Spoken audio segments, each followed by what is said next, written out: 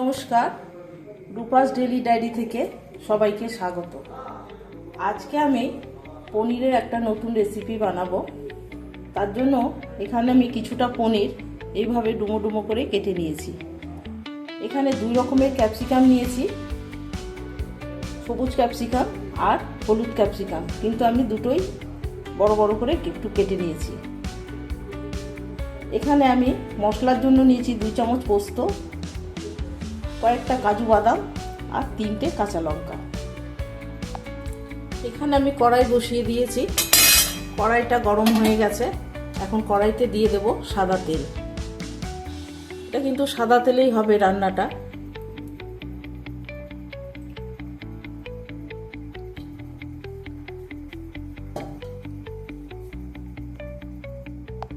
তেলটা গরম হয়ে গেছে, এখন আমি অল্প একটু নুন দিয়ে দেবো তেলের মধ্যে। নুনটা দিলাম কারণ পনিরগুলো যাতে কড়াইয়ে আটকে না যায়, তার জন্য একটু নুন দিয়ে দিলাম। এবার আমি পনিরগুলো একটু লালচে করে ভেজে নেব।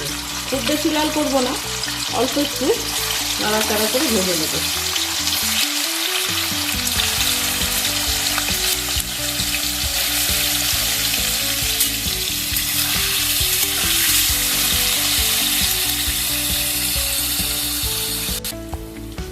পনিরটা কিন্তু আমার ভাজা হয়ে গেছে।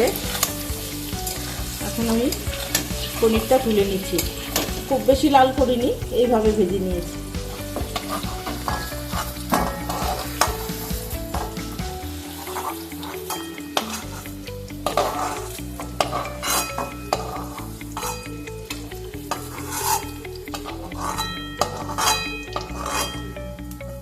কড়াই যে তেলটা আছে ওর মধ্যে আমি 2টো শুকনো লঙ্কা আর একটু গোটা জিরে ফোড়নে দেব।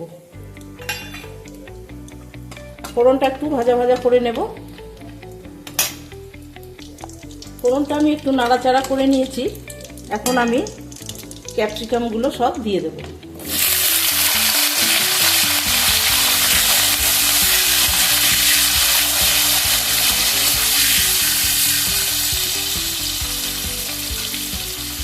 ক্যাপসিকাম আমি বেশিক্ষণ ভাজবো না, অল্প একটু নাড়াচাড়া করে নেব, কালারটা যাতে চেঞ্জ না হয়ে যায়।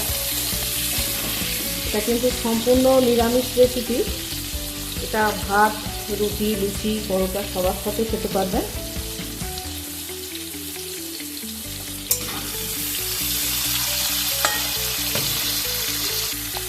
এখন দেবো আমি পরিমাণ মতো নুন।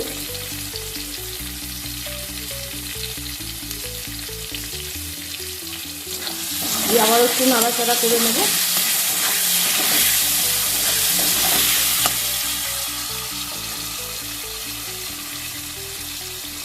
আমি এখানে অল্প একটু সামান্য জিরে গুঁড়ো আর ধনে গুঁড়ো নিয়েছি, এটা এখন আমি দিয়ে দেবো।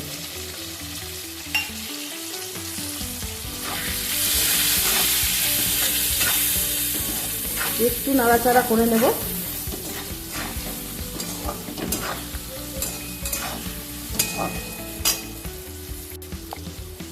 এখানে আমি পোস্ত বাটাটা এখন দিয়ে দেব।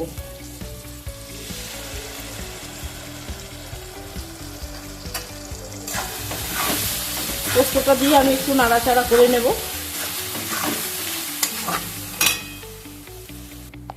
এখন আমি স্বাদ মতন অল্প একটু চিনি দিয়ে দেব।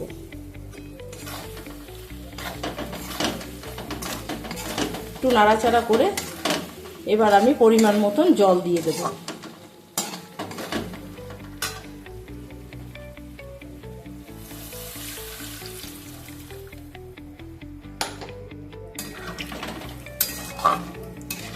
জলটা খুব বেশি দেব না, কারণ ক্যাপসিকাম তো হাফ সেদ্ধ হয়ে গেছে। একটু ফুটলেই আমি পনিরগুলো দিয়ে দেব। ঝোলটা ফুটে গেছে, এখন ভেজে রাখা পনিরগুলো দিয়ে দেব।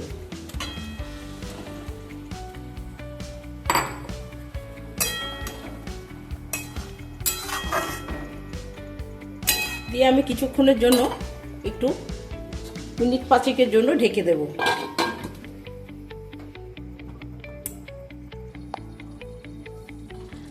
আমি কিছুক্ষণের জন্য ঢেকে দিয়েছিলাম।